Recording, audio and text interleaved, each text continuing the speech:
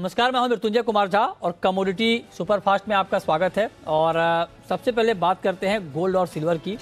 सोने चांदी में कमजोरी दिख रही है और एमसीएक्स पर गोल्ड का भाव इस वक्त करीब 200 रुपये नीचे है। 50,950 के आसपास एमसीएक्स पर गोल्ड में ट्रेड हो रहा है। और चांदी में भी कमजोरी है। एमसीएक्स पर चांदी का भाव करीब करीब 500 रुपये गिर चुका है। 61,476 ये एमसीएक्स पर चांदी का ताज़ा भाव है। तो कुल मिलाकर गोल्ड और सिल्वर का मार्केट 2 हफ्ते की ऊंचाई से फिसला है। सवाल यह है कि क्या इस कमजोरी पर अभी आपको बेचना चाहिए, शॉर्ट करना चाहिए, या इस गिरावट पर आपके लिए बाइंग का मौका है, यही जानेंगे। और बातचीत के लिए हमारे साथ अमित सजेजा हैं मोतीलाल ओसवाल के। अमित जी, बहुत स्वागत है आपका। क्या किया जाए सर गोल्ड में और सिल्वर में इस वक्त? जी नमस्कार मृत्युंजय जी। देखिए मेरे ख्याल से जो डॉलर इंडेक्स में नरमी है वो कुछ और समय तक चलेगी, तो इसके चलते गोल्ड और सिल्वर में जो एक तेजी जारी है, या मैं शॉर्ट कवरिंग कहूंगा, वो जारी रहने की पूरी उम्मीद दिखाई दे रही है। इमीडिएट तौर पर 50,800 का एक सपोर्ट गोल्ड में और चांदी में करीबन 60,500 का एक थोड़ा मेजर सपोर्ट है जुलाई वायदा में। तो जब तक गोल्ड इस लेवल के ऊपर होल्ड कर पा रहा है, मैं समझता हूँ कि डिप बाइंग की जा सकती है 50,900 पर। अपसाइड में इमीडिएटली 51,150 और उसके बाद 51,300 तक के शॉर्ट टर्म टारगेट देखे जा सकते हैं। वहीं चांदी में भी मेरा मानना है कि 61,200 के करीब बाइंग की जा सकती है 60,600 के स्टॉप के साथ, और अपसाइड में करीबन 62,200 का एक टारगेट लिया जाए। ठीक है, तो ये राय आपकी गोल्ड और सिल्वर में। आज के लिए आपकी राय दोनों कमोडिटी में बाइंग की है, और गोल्ड का टारगेट 51,200 का और सिल्वर का टारगेट आज का 62,200 रुपये का। इस टारगेट के लिए आपके लिए बाइंग का मौका। चलिए आते हैं आप कच्चे तेल पर। क्रूड में तेजी है, करीब 1.5% ऊपर है एमसीएक्स पर कच्चा तेल 8,630 के ऊपर। अंतर्राष्ट्रीय बाजार में भी मजबूती है, आप देख पा रहे हैं। ब्रेंट डब्ल्यूटीआई क्रूड करीब करीब 1.25 से 1.5% ऊपर है। क्रूड में क्या किया जाए अमित जी? जी देखिए मिक्स टू पॉजिटिव फंडामेंटल्स हैं, इसलिए हम कहीं ना कहीं एक दायरे में चलता हुआ देख रहे हैं। लेकिन मुझे लगता है कि इस दायरे से बाहर निकलने की कोशिश करेंगी प्राइसेस, क्योंकि कल हमने एपीआई का डेटा देखा, वहां पर गैसोलीन में एक और हफ्ते हमने गिरावट देखी है गैसोलीन इन्वेंट्रीज में।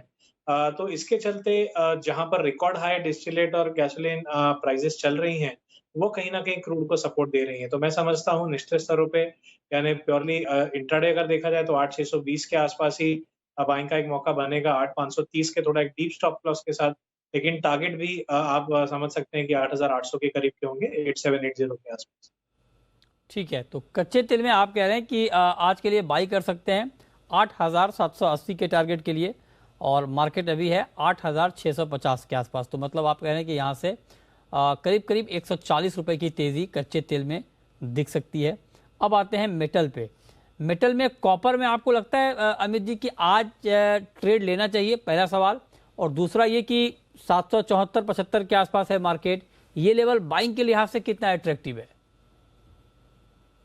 जी मैं समझता हूँ क्योंकि हम नियर वन में एक्सपायरी में जा रहे हैं, तो जून वायदा में लगभग 768 के करीब एक बार प्राइजेस मिलेंगी, तो वहां पर बाइंग की जा सकती है।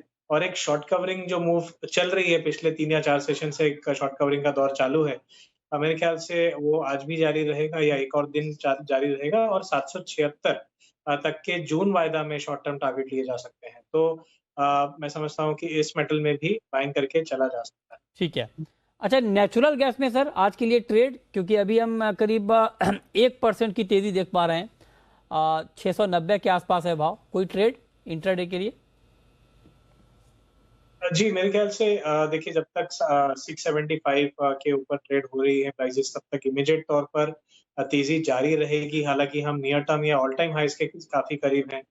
तो मैं इमीडिएट इंट्राडे बेसिस 693 का ही टारगेट देना चाहूंगा, क्योंकि अगला जो ब्रेकआउट है वो 695 का है। यदि उसके ऊपर भी प्राइसेस चलती हैं तो लगभग 710 से 715 तक के भी लेवल देखने मिलेंगे। तो इमीडिएटली 693, और उसके बाद ये हो सकता है रैली एक्सटेंड करके 710 तक भी प्राइजेस को लेके। ठीक है, चलिए अब हम बात करेंगे एग्री की। और एग्री में आप देखिए कि अभी जीरे में भी कमज़ोरी है, और बाकी टर्मरिक, जीरा, कैस्टर, ग्वार, सारे के सारे एग्री के काउंटर आज गिरावट के साथ ट्रेड कर रहे हैं। शुरुआत तो जीरे से ही, जीरा करीब 360 रुपये नीचे है, 21,385 का स्तर। क्या किया जाए सर? जी, एक दायरे में फँसा हुआ है जीरा पिछले 1 महीने से 20,800 और 22,200 के बीच।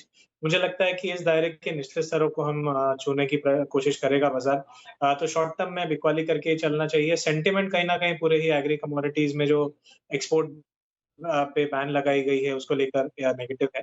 तो जीरे में बिकवाली करके चला जा सकता ठीक है, ग्वार पर कोई नया आउटलुक आपका? ग्वार का मार्केट भी दबाव में है, यहाँ पर क्या ट्रेड लिया जाए? देखा जाए तो वंस अगेन दायरे में है, इस दायरे के निचले छोर को छू सकता है 5,850 के करीब, तो बिकवाली करके चला सकता है। हालाँकि यहाँ पर मैं समझता हूँ कि डाउनसाइड लिमिटेड होगा। बहुत बड़ी गिरावट नहीं होगी, बट 1.5 से 2% की 3 से 4 दिनों में गिरावट देख सकते हैं। ठीक है, कैस्टर पर कोई व्यू आपका? 70 रुपए नीचे है जुलाई का कॉन्ट्रैक्ट।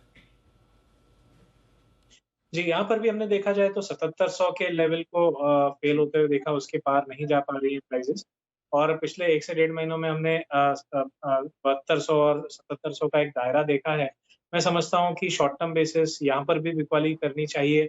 डाउनसाइड लिमिटेड होगा, लेकिन हम डाउनसाइड में 7450 तक के स्तर देख पाएंगे। ठीक है, बहुत शुक्रिया आप अमित जी आपका जुड़ने के लिए, डिटेल में बताने के लिए कि कमोडिटी में इस वक्त कहां पर कमाई के मौके बन सकते हैं।